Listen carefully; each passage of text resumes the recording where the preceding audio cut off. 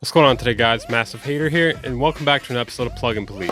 Today we'll be reviewing Pure Comp and Pure Verb by Sonable. These are more compact, simpler versions of their Smart Reverb and Smart Compression. Plugins aim to automatically add ideal compression and reverb levels to your audio signal. I know some of you guys have been complaining about my blinking. I can't fucking help it. I'm just trying to signal that I need help. This is SOS. I'm doing SOS right now. So please, I'm being held captive. I don't want to make these videos, but I'm being forced to. Please, for the love of God, help me. What I like about their Smart Reverb and Smart Compressor plugins is they generally give you pretty good starting settings, or maybe even the perfect settings for a transparent compressor or a good sounding reverb. And they also have a lot of flexibility as well too. Now, I wasn't a huge fan of the last plugin they did with this, the Pure Limit plugin. I already did a review about it. I believe I gave it a 6.5 out of 10. Personally, I think these sort of plugins should just be included with their main version of the plugin and have sort of like a simple versus advanced version of it all in one plugin if you want to make it compact or if you want it to fold out. I could also see why they wouldn't do this, as it would cost a lot more money to develop as well as time,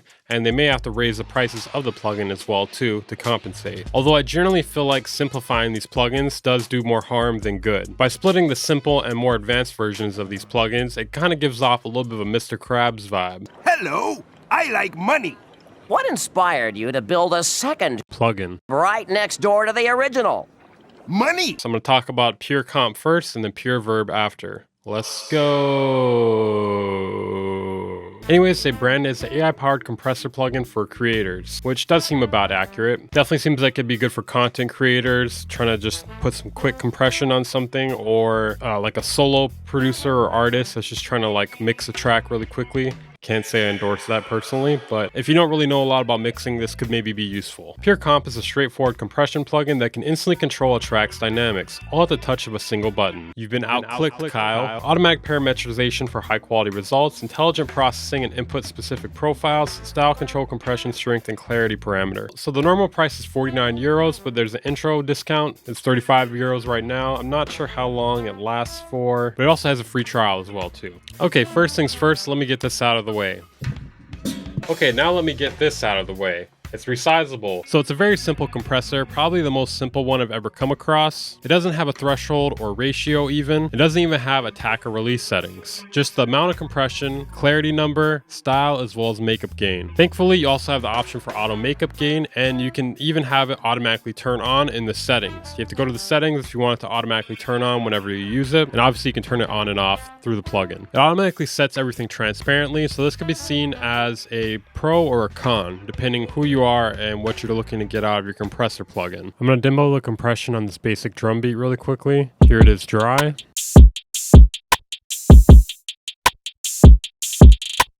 And here's the clean setting.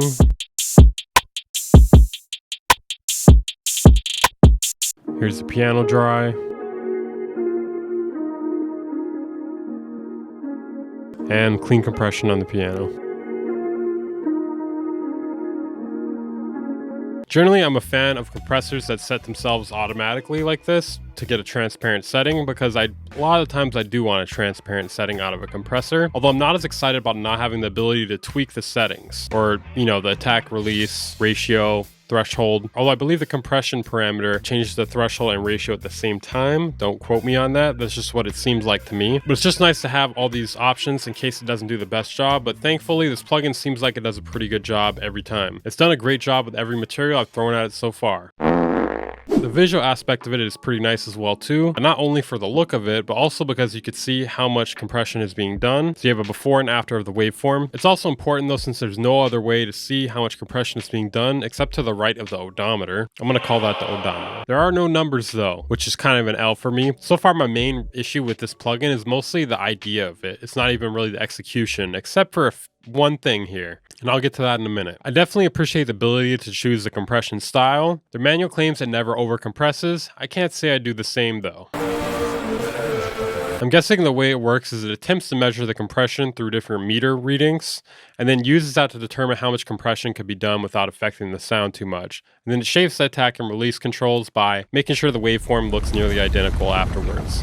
That's just a theory though. Okay, now we're going to get to the one issue I really have with this plugin. I mean, it's not really even that big of an issue, but it's just one thing I noticed pretty much right away. There's no mix knob. Yeah, I'm shocked too. If I had to guess why, the whole branding of the plugin is to make sure you control the dynamics, and a mix knob is more so for, you know, parallel compression, newer compression, whatever you want to call it. So maybe that's why they didn't include a mix knob, but I feel like they should have included it anyways, because that's a great way to use compression. But obviously you can, you know, Captain Obvious here. You could just use a return track and put it on the return track and mix it with the dry signal. I really don't think this was an oversight though. I think they had to have done this on purpose. For some reason, when you go to the settings, it shows your license key, which I think is not the smartest move, because imagine someone streaming using this and they decide to go to the settings real quick. They accidentally show their license. Somebody can steal it and use it for themselves. It kind of doesn't make a lot of sense. They should at least let you hide it or something, or hide it by default and maybe click something to unhide it. Okay, now we're talking about Pure Verb. Yes, that reverb was done with Pure Verb. The AI-powered reverb plugin for creators.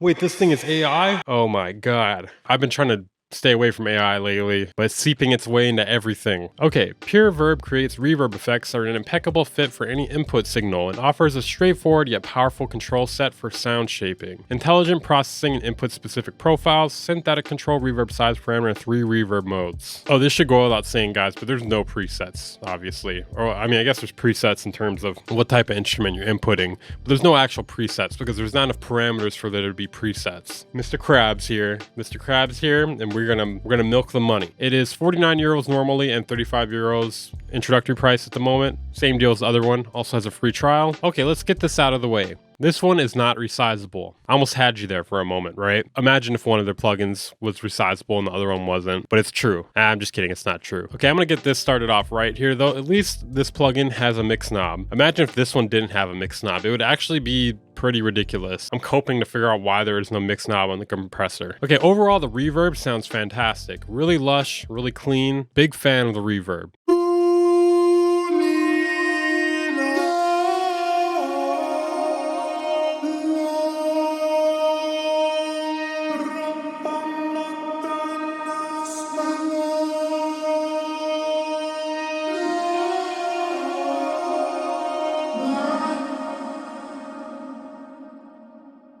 No complaints with the actual sound, it shits all over Cashmere's reverb plugin. And one of the features of this plugin is that it automatically EQs the reverb for you to make it nice and clean. Anyways, this is what the EQ signal looks like that it has worked on for you. Again, I could see this really being useful for a beginner or someone trying to stay in their workflow while they're producing. Probably not as useful for an advanced mix engineer though. You're probably going to want a more leveled up plugin that they offer, the Smart Verb or the Smart Comp, or just, you know, obviously you could just use other reverbs and compressors if you want. I do feel like the idea of an intelligent reverb works a lot better when you have access to all the controls personally. While this thing does sound amazing, there are quite a few times I do wish I could adjust some parameters as well too. Just because I feel like there's a lot more nuance to reverb when you're trying to fit into a mix. Not that compression doesn't require nuance, but you know, it's not really a matter of just making it sound transparent or more compressed or whatever, right? Reverb, there's a lot of nuance to the way you might want it. You might want it longer, you might want it with a later delay, you know, you may want to EQ a certain way. There's a lot of things that could happen with reverb. These visuals are pretty fucking trippy though, bro.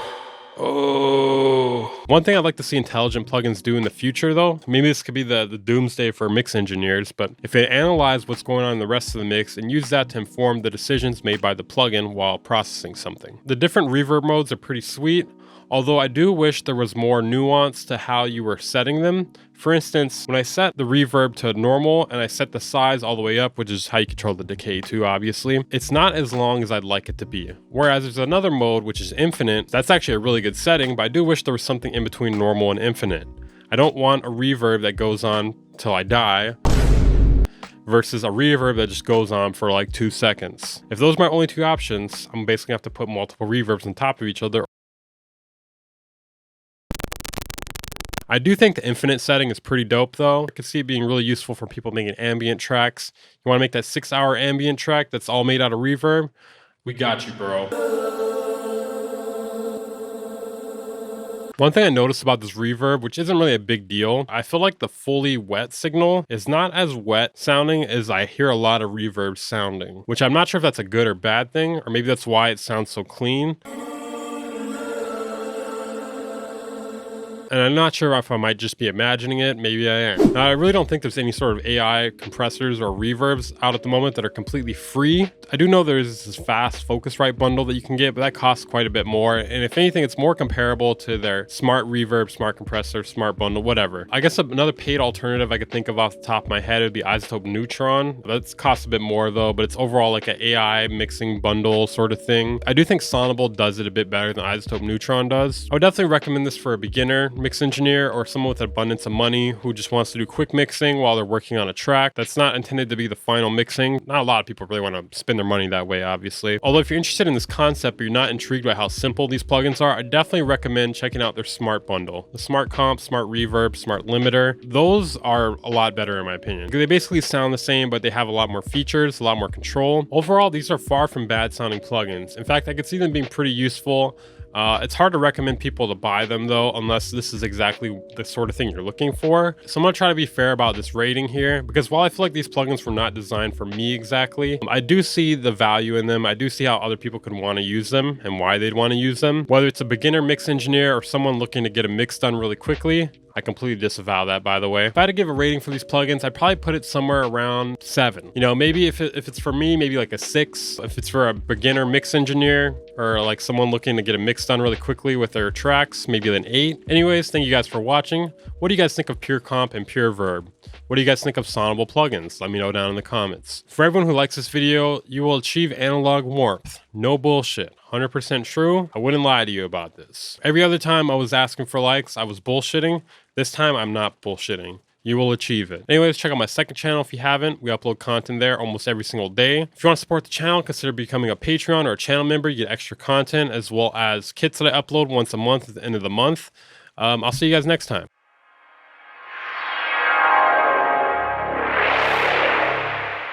Bang Incorporated.